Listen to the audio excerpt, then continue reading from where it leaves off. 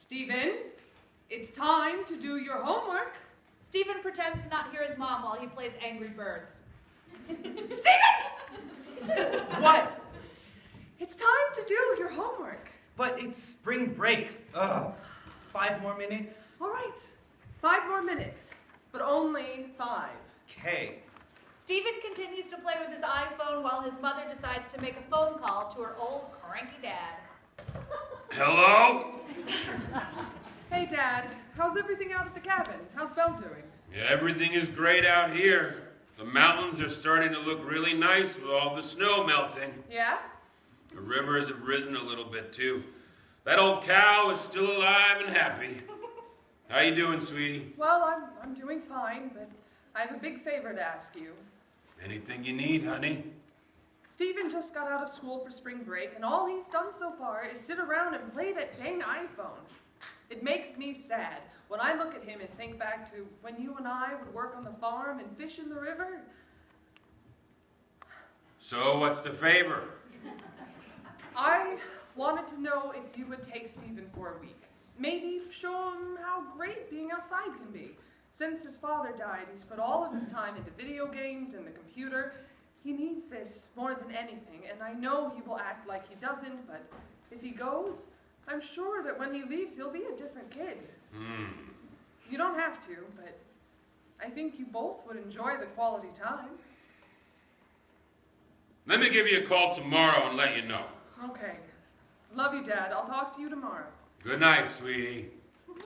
Rachel finally gets Stephen to do his homework after another hour of arguing. The next day, Rachel is sitting in the living room when she hears a knock at the door. Stephen sits there with his eyes glued to his phone like nothing happened. Rachel opens the door to see her dad standing there.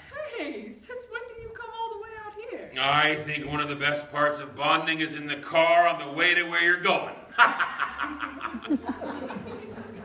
He's kind of mouthy when he gets bored, and I'm not letting him take his phone. Don't worry, I have a plan. He walks into the living room and sits down in front of Stephen. You must be Stuart. Well? It's Stephen. Stanley? Stephen. Stan. Stephen. Samuel. That doesn't even sound like my name. Get your stuff, Sebastian. You're coming to stay with me for a week. Ugh. Go pack a bag full of clothes and a bag full of all your electronics. Stephen's face lights up a little bit. He runs to his room and gathers a bag full of clothes. He runs back after a couple of minutes. Okay, I'm done packing. Which one has the clothes and which one has the gadgets? Stephen holds out his left arm. This one has the clothes. Why? Here, let me take those to my car really quick. Why don't you say goodbye to your mother and then we'll leave? Okay. Stephen gives his mom a hug and kiss and says goodbye. He leaves the house and jumps into the car with his grandpa. They drive away, but one of the bags is still sitting in the driveway. Scene 2, at Grandpa's house. Things are tense between Stephen and his grandpa at the dinner table. Grandpa has a small grin on his face, and Stephen is glaring at his mashed peas. Are you still mad? Don't talk to me. How about now? Stephen looks at his grandpa and violently takes a bite of his mashed potatoes, but cringes once they're in his mouth. Well, Stuart? Stephen. And yes, how am I supposed to text my friends without my iPhone? I have nothing to do out here. I'll have stuff for you to do bright and early tomorrow morning. Yeah, right. What's for dessert? Prune pudding. I'm going to sleep. Good night, Sean. Whatever. The next morning, Grandpa wakes Stephen up with the smell of bacon and eggs. Stephen runs out of his room with a crazed look in his eye. Bacon! Lots of bacon. Eggs? Scrambled and sunny side up. I also made fresh hash browns. You're not that bad, old man. Eat up. You have a lot of work to do today. Uh-oh.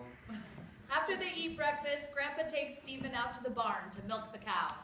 All you have to do is grab a hold of the udders and pull down on them. The milk will flow into the bucket. I'm not touching that thing. Is that a boob? Yes, it's a boob. What else would it be? I don't know. Maybe a brain or something. Cows could be aliens, you know. You ever wonder why cows are taken into spaceships? They might be the aliens running the ships. Cows could be the most dangerous aliens in the universe. We'll never know. You watch too much TV. They start to milk the cow.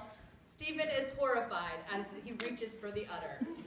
Scene 3. The next morning, they get up early and have the same breakfast as the day before. They go outside and walk up to a stump with an axe stuck in it. Today, you're going to learn how to chop wood.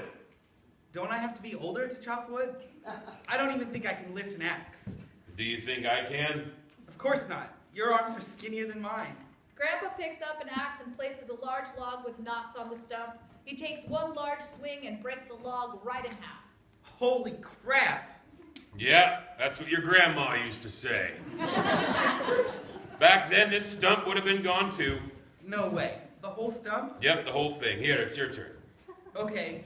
Stephen takes the axe with both his hands and tries to lift it above his head. He awkwardly swings it up from the side and gets it up high. Then he starts to tip backwards. Grandpa, I'm falling backwards. Grandpa! You got it, just swing forward. Stephen falls backwards, but the axe still chopped a piece of wood in half. Yeah, did you see that? I'm a ninja. Well, Ninja, you just chopped one of my sitting stools in half. But that was pretty cool. Oh, I'm sorry. It's okay. Head over to the house and get washed up for lunch. I'm going to get the car warmed up. Can we have bacon again? Why wouldn't we have bacon? Stephen runs to the house to clean up. Grandpa and Stephen are eating their bacon on a small cliff overlooking a field of bulls. The skies are getting dark now because of the long drive there. Grandpa, Yeah, Billy. why don't you have an iPhone or a laptop like me? That's a good question. Why would I need an iPhone when I have this field to come out to every day? When you're looking at a screen all day, you don't get to see the beauty around you. You don't get to go out and see things that only happen for short periods of time, like sunrise and sunset. If I stayed up all night on my phone and played Angry Bombs... Angry Birds. Angry Birds, then I would sleep in and I'd miss the beautiful sunrise. And if I stayed inside on my laptop when the sun was setting and I wasn't there, I wouldn't be the same person. How are you different because of a sunset? When I was 17, I used to work out here on this field every day for my dad and his dad. I would let the bulls out to roam the fields every morning, and every night I would round them up to go back to the barn. One day, this beautiful girl started to come by on the road. She would walk her dog and watch the bulls. One day, I decided to talk to her. And then a year later, we got married. She was the first love and my last love. You're talking about Grandma, right? Yep. Her and I were inseparable. I sure do miss her. They sit and finish their bacon in silence. Do you think if I got rid of my iPhone, I'd get to see the sunset every day? You like to see the sunset, huh? Yeah, I've never seen pink and orange skies like this before. It's the weirdest and coolest thing I've ever seen. I think that if you gave up your electronics and focused on the world around you, you'll grow up to be a wiser man. Stephen smiles and takes another bite of bacon. He looks out to the field and makes sure to look at every bit of detail. Scene 4. Stephen and his grandpa are eating breakfast on the front porch when a car drives up. Stephen's mom steps out of the car and looks around like she's remembering many old memories. Mom! I missed you. Hey, sweetie, did you have fun? Yeah, I got to see an alien cow and pink and orange skies, and I had bacon and breathe. Was he good? He was fantastic. You've got yourself a really smart kid here. He learns fast, even if he did split a couple of stools doing it. Oh, I'm sorry, Dad. Ah. I have something for you, Stephen. She goes to the car and hands Stephen the bag of electronics. For the ride home. Didn't want you to get bored. Oh, thanks, Mom. All right, we should get going now. Thank you so much, Dad. You're so great. Anytime, sweetheart. It was a pleasure getting to know you, Stephen. I hope you'll be stopping by more often. Of course I will. I love it here. Oh yeah, thanks for finally remembering my name. Stephen and his mom both get in the car and drive away, but one of his bags is still in the driveway. End of play.